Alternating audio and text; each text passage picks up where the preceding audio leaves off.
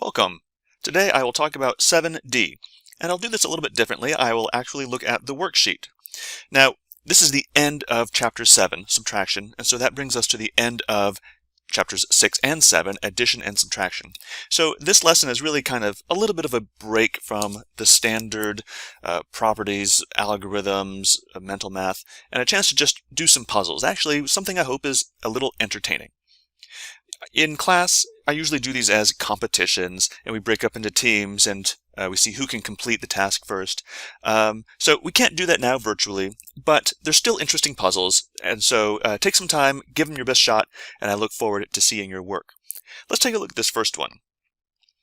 It says, the following table represents a partially completed scrambled addition table. The rows and columns have both been mixed up. See if your team can complete the table first. Well, what I just want you to do is complete the table. So how do we do that? Well, for example, I might notice that there's a 3 and a 5, so this is an addition table, so 3 plus 5 is 8, so an 8 goes there. Moving to the right, with the 2, the 3 and the 2 is 5, so I can make that. And going to the very far right, 3 and 3 is 6. So those are a few things I can do, but now how else might I fill in the table? Look at the 6 that's in the table.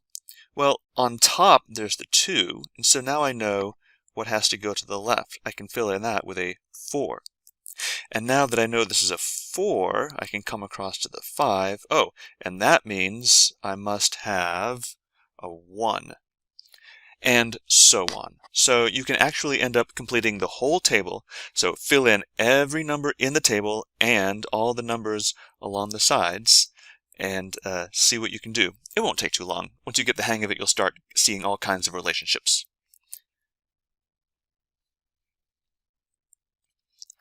The second problem is called dice sums and differences.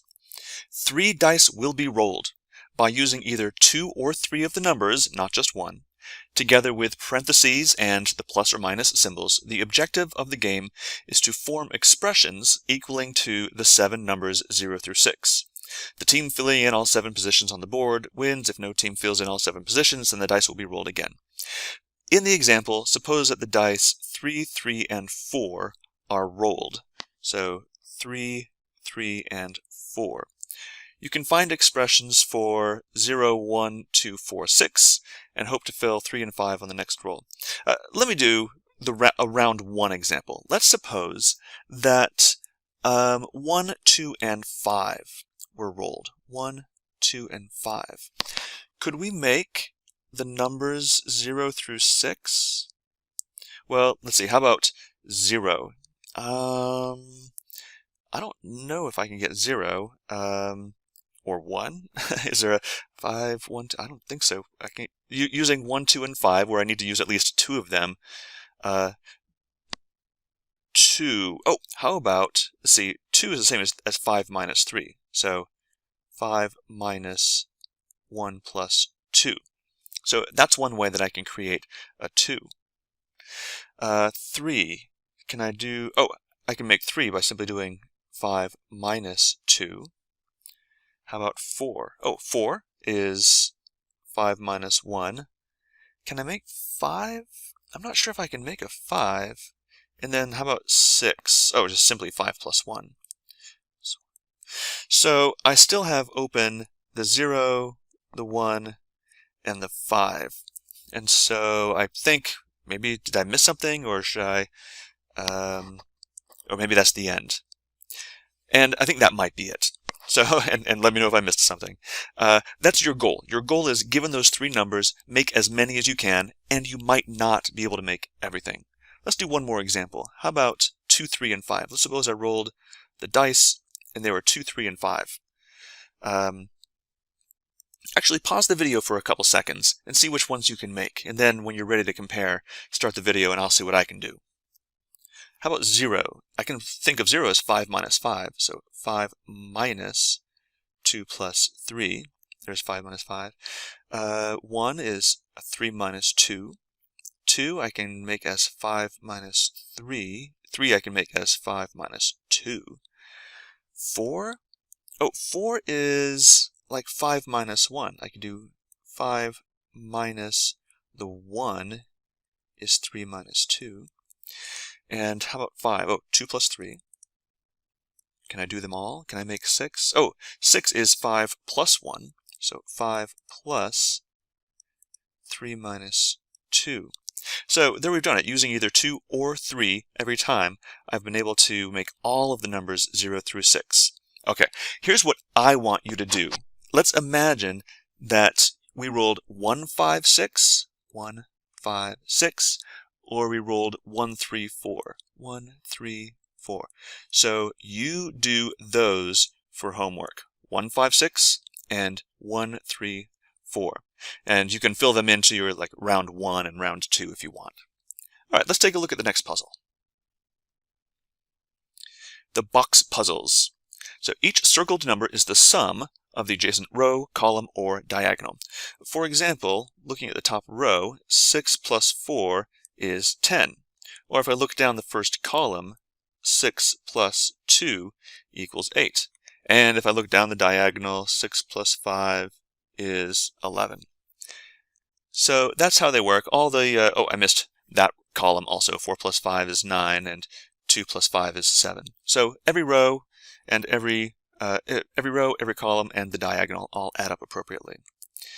So let's take a look at number 3. Find the missing numbers in the diagrams below. Well, we can figure this out without too much trouble. Looking across, 4 plus 6 is 10. And now I can do going down. Oh, that must be 4 plus 2. Okay. Oh, and now with the diagonal, 4 plus 5 gives me 9. Oh, and this allows me to fill in the 2 remaining circles. Going down, 6 plus 5 is 11, and going across, 2 plus 5 is 7. So I've completed the table. All done. So see if you can complete the second 2 tables there. How about number 4? For the diagram on the left, what can you determine about x, y, and z? For the diagram on the right, what can you determine about x, y, and z? So we don't have things that are filled in, and there's no single solution to this puzzle. But let's say I put in some number here. Whatever it is, that number plus x is 8, and that number plus z is 8. You know, that tells me that x and z have to be actually the same number. So x equals z. And looking down the diagonal, when I add y to that thing, I also get 8. Oh, so equals y. So I've been able to determine that, at least from the information given, it absolutely has to be the case that x and y and z actually all represent the same number. So see what you can determine about this semi-filled table on the right that has an x and a y in it. How about number 5? Find the missing numbers. Now, let's see. You know what? This is like the first one on the left. Before I had 8, 8, and 8, and notice again I have 8, 8, and 8. So previously that x, y, and z, they all had to be the same number. I don't know, let's just try something. 3, 3, 3, does that work? Oh, but then I see it can't work because the bottom needs to make 10. So it has to be a 5 and a 5. Let's try that. 5, 5, 5. And that tells me the missing number must be 3. And then I end up with 10 down there as well. And that's complete. So it's up to you to complete the other 2 problems. And then problem number 6 says, make a puzzle that uses each of the numbers 1, 2, 3, 4, 5, 6, 7, 8, 9 exactly once. It is possible. It's a little tricky, but see if you can do it. You'll feel really good about yourself if you can. Number 7, Adams' magic hexagon. In 1957, Clifford W. Adams discovered a magic hexagon in which the sum of the numbers in any row is 38. 38. I'm going to write 38 here just so we remember. Fill in the empty cells of the partially completed hexagon below using the whole numbers 6 through 15 to recreate Adams' discovery. When completed, each cell will contain one of the numbers 1 through 19. This is pretty remarkable. I like this, that you can fill in all of the numbers 1 through 19 into these hexagons so that every row ends up equaling the magic constant of 38. So how will we do this? Well, here's one row I see that is only missing one number. So let's, what do I need to finish up there? So 18 plus 1 is 19, plus 5 is 24, plus 4 is 28. So 28, that leaves me 10 short. I'll need to put a 10 in there to complete that row. And, oh, and now the rightmost column I can complete. 10 plus 16 is 26, which looks like I'll have to finish that up with a 12 to make my 38, and so on. So continue this and see if you can complete the table. A magic hexagram. The numbers 1 through 12 can be entered into the 12 regions of the diagram below so that each of the 6 rows of the 5 triangles contain the numbers that sum to the magic constant of 33, so 33 in this case. The numbers 1 through 6 have been placed, and you are challenged to place 7 through 12 to complete the magic hexagram. This one starts off being more challenging because I'm looking for a row or a column that has only one blank, and I don't see one. There are a couple that have only 2 missing blanks, so let's take a look at the diagonal I'm highlighting here, and I'll label these A and B. So what can A and B be? Well, what are the remaining numbers? The remaining numbers are the 6, 4, and 5. That makes 15. So my A plus B has to equal 18. What are some of the possibilities?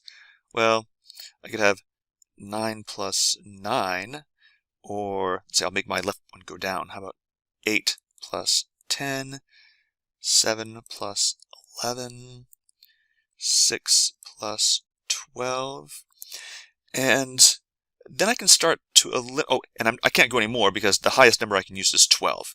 Those numbers only go up through 12. But I can cross off some possibilities. 9 plus 9 isn't going to work because no number is repeated, and there's already a number 6 appearing in the hexagram, so 6 plus 12, that's not going to work. Okay, so at least I've reduced it to a couple possibilities. Let's take a look at another diagonal, this guy right here, and there's one remaining letter C, a space C here. Now what do I know about A plus C? A plus C equals, let's see, the numbers that are in there add up to 10. 2 plus 3 plus 5 is 10. So it looks like I'm 23 short. A plus C is 23. What kind of possibilities do I have for that? I guess 11 plus 12 is 23, and maybe that's the only choice I have. All right. So I think that this is a good start for you, and you can deduce from this information all the numbers that you should use to fill in that hexagram. Oh, that's it. That's the end. All right. Give these puzzles a try. I hope you actually enjoy them. Think about your adding, think about your subtracting, and how you might enjoy giving puzzles to your students someday. All right. Good luck.